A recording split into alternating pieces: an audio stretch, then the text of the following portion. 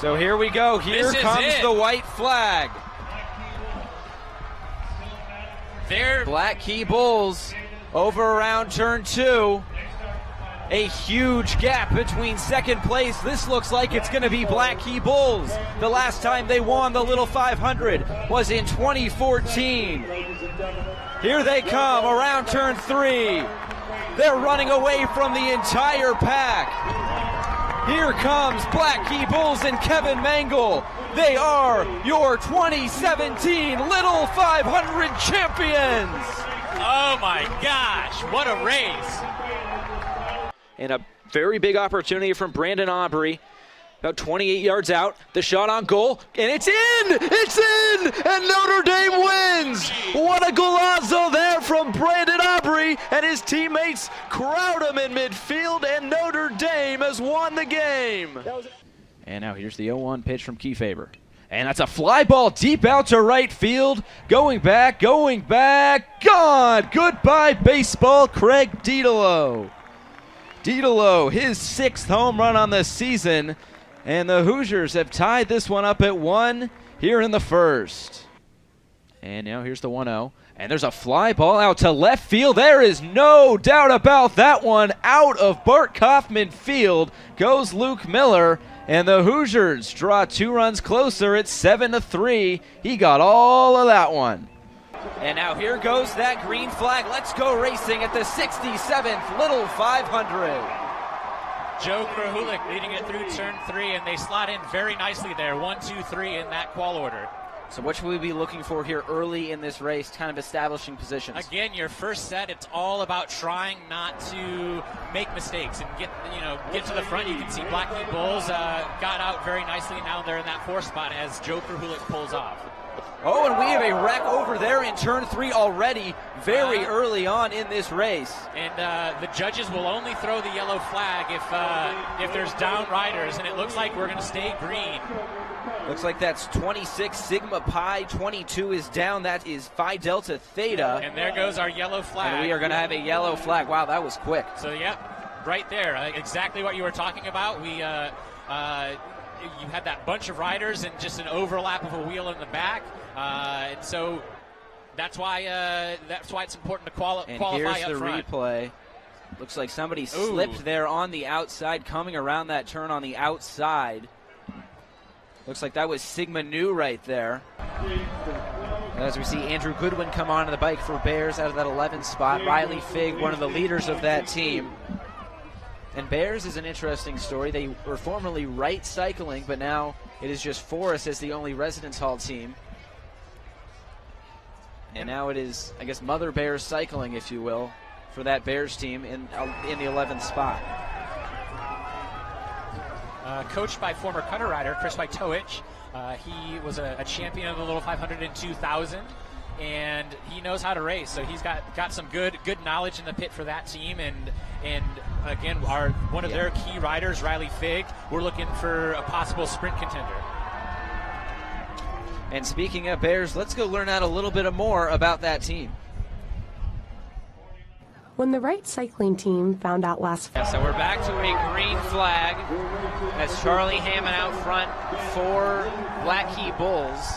And that's been a tough day for Jet Black now all around. Yeah, for sure.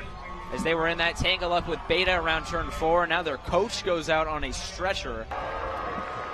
And as Sig Kai. Oh, and we have a wreck right here on turn 1. That's SAE. SAE goes down. All the other riders get around it. It looks like there's 2 others down. And CSF also goes down in that, they were with our along leaders. with Pi Kappa Alpha. And it looks like we're going to stay green. So that's to get the rider off of the track rough for right SAE there. now with their rookie rider, I think, was on the bike. And we're going to get an exchange right here coming from SAE. There's a rider down there just off the track at turn 1. The yellow does come out.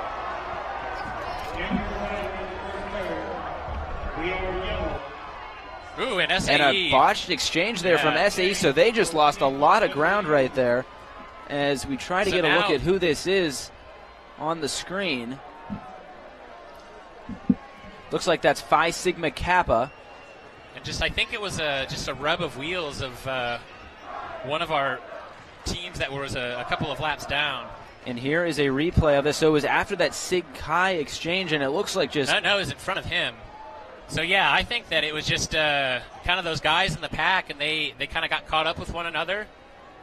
SAE, credit them, though. Kind of like Theta yesterday. Right, they just got get right back up. So right now... We'll get another look at this from a different angle. Yeah, it just looked like he kind of walked. Oh, actually, it was the SAE rider that was the one that went down initially. Huh. I thought that he had gotten caught up. No, it looked like he just kind of wobbled over there. Knocked over CSF. Pike was also involved, and that is Phi Sigma Kappa, as he is helped off, as he looks like he's in some pain. And so now as our leaders That's Jack Garlick, the junior out of Noblesville, Indiana, in his second race. So his day looks like is done. 173 laps scored now. And we are under a caution flag right now.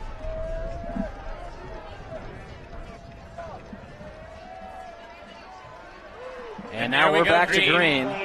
Green flag racing. Indiana State behind 4 runs there in the top of the second. Grab a 5-1 lead. Now as we start the bottom of the second here, Matt Lloyd will step in to start things off against Ryan Kiefaber.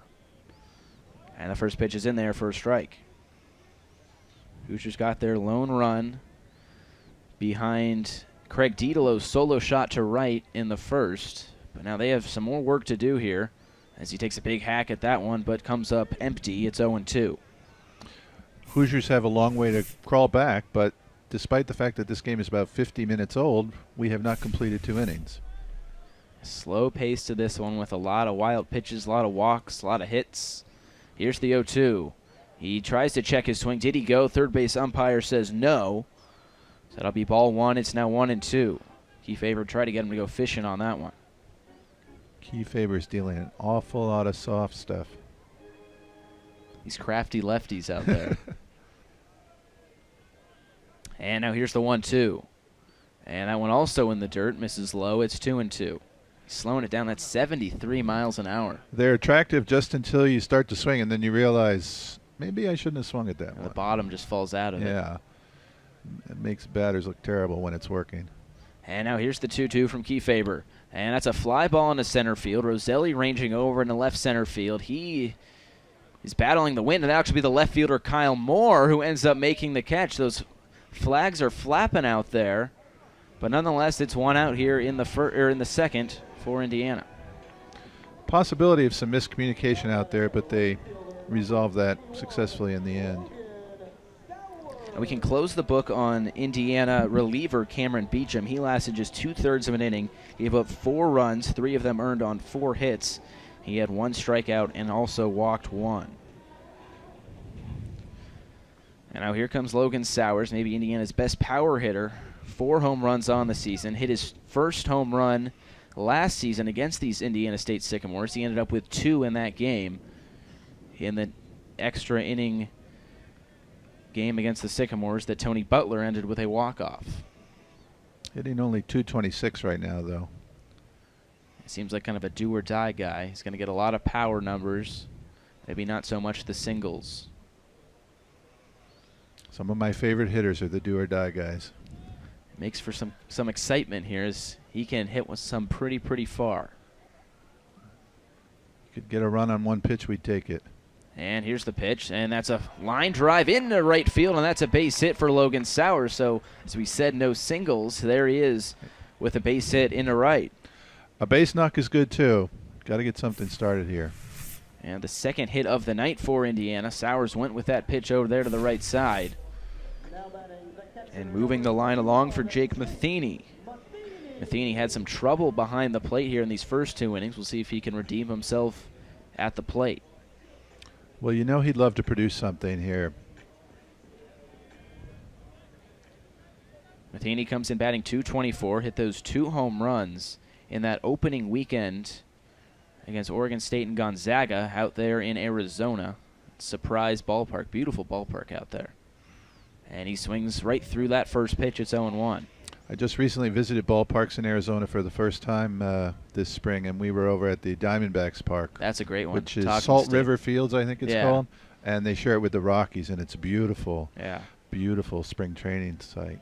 Spring training just coming to a close for many teams around baseball. Opening day on Monday, or Sunday, with most of the games on Mondays. That one's in there for strike two. It's 0-2. Apart from Christmas, there's no better time of year than spring training. Baseball starting, spring's here. Yeah, Sunday and Monday should be fun. A lot of baseball as it gets underway here. And for Jake's dad, Mike, and the St. Louis Cardinals, they'll be breaking camp, and they'll open on Sunday night against the Chicago Cubs. Here's the 0-2. That one misses low as Sowers scrambles back to first. And the weather's turning baseball like here. The first games I came to here a couple of weeks ago, it was in the 30s, cold, windy. The diehards were here. I was one of them. There you Some go. good games, great hitting from the Hoosiers. But now we're really feeling it, feeling baseball. It's nice outside, mid-60s, probably dip into the 50s here by the end of this one. Kiefaber, long look in, the 1-2, and it's a breaking ball, grounded foul. And we'll do 1-2 again. That was at 71 miles per hour. Well, let's take some bets on whether he gets under 70 or not as the game goes on. If he really wants to slow one down, one of those slow benders. Maybe we'll see an Ephus pitch. It'd be like a Jamie Moyer pitch out there. Jamie Moyer loved him. Here's the 1-2 now from Kiefaber. In there, called third strike, and Matheny will head back to the dugout with the bat on his shoulder. And now there's 2 outs here in the second for Indiana State and Ryan Kiefaber up on the hill. That's your 81-mile-an-hour fastball, Josh. And Really I guess slowed it down. after 71, it looks a lot different. That's what pitching is about. It's not all about speed. Change the look, change the angle, change the timing of the batter. And he really fooled Jake Matheny right there. And that'll bring up Tony Butler, hitting .288 on the season. Had 4 runs batted in last night, 2 doubles and a single. He was 3 for 3 against Evansville in the 6-3 win. And he's going to look at strike 1. So Sowers over there at first after the single. And the Hoosiers will try to get something going. Just 2 hits in this ball game. They trail 5-1. Kiefaber comes set. Takes a couple looks over to Sowers. Now the pitch. And he gets one across there. That's another breaking ball at 73, and it's 0-2 now on the Hoosier second baseman. As we've watched Kiefaber these 2 innings, I think he's been able to dial in control over these pitches. You can see that one had the batter fooled from the outset, buckled at the knees. And now the 0-2 pitch here from Kiefaber. Try to get him to fish for that one at 75, but that misses low. It's 1-2. Had a pitch to waste there.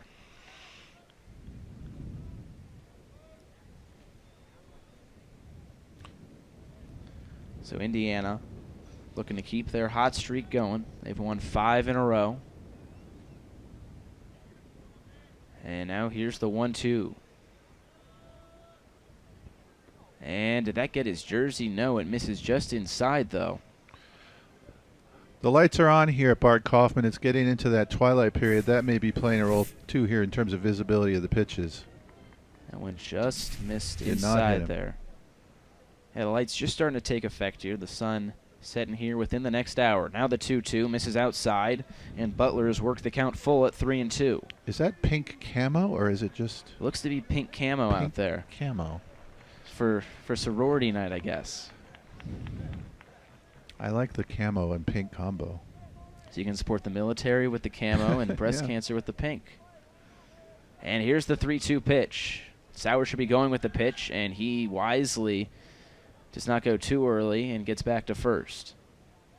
It's tough with those lefties to go on first movement. The flags are flapping out there in left center field. 3-2 here to Butler. And he rips one, almost takes the head off the third base coach. But that one goes foul. It's 3-2. Well, that's why they wear helmets now. He's just about as close as the third baseman is, no glove. That was some pretty nimble third base coaching out there, getting out of the way of that hot shot from Butler. Got his head in the game. The Sycamores lead 5-1. Chance for Indiana to keep the line moving here. Tony Butler, 3-2 count. Runner on at first is Sowers. And here's the pitch, and that's a fly ball. That'll stay on the infield. See who takes charge of this one. Looks like that's Giesler over towards the pitcher's mound, and he makes the catch for out number 3. So the Hoosiers get a run, but they strand him at first base. We're going to head to the third. It's Indiana State 5. It's Indiana 1 here on BTN+. And we've seen some trouble from Notre Dame holding it up in the attacking areas. Jeffrey Farina, John Gallagher, 2 very potent offensive scores. Farina, 3 goals and 5 assists. He had 21 of 22 starts last year. A big part of the team a season ago, along with John Gallagher, he had 9 goals, who led the team. He was All-ACC third team as well. So 2 very potent offensive players, but we haven't really seen them get loose too much early on today. A chance here potentially for Stanford. Into the middle, now back out wide. Trying to get on the inside foot, couldn't quite do it, and they'll send it back out to that left flank. And a long cross into the box, and it's saved, and it's in! Did it get past? I think it crossed the line, and they're going to throw a They're flag. gonna say it's a goal! Looks like that was Skundrich getting on the end of that one. A big moment here with 3:33. So we're gonna take another look at this one. We'll get a better look. And yeah, right there. It's a cross. Looks like it did just get across. Obviously no goal line technology here in college soccer, but a big moment there as that just creeped over the line. And Stanford a 1-0 lead here with 3:33 to go until half. And that is Long shadows, and it's just headed out by Aubrey. Good defense there. Stanford tries to keep it in, and they do. Oh no, it's stolen away now by Notre Dame, and they might have numbers going back up the field. 40 seconds left, they get it wide. There's Evan Pankin on the left side. He uses forwards up top, nearing the box, lays it off for Farina, back for Pankin. Now Euland, the shot's deflected. Still being bounced around. Baird clears it a little bit, but Shipp is there. He's gonna send that one in. Looking for Euland in the middle.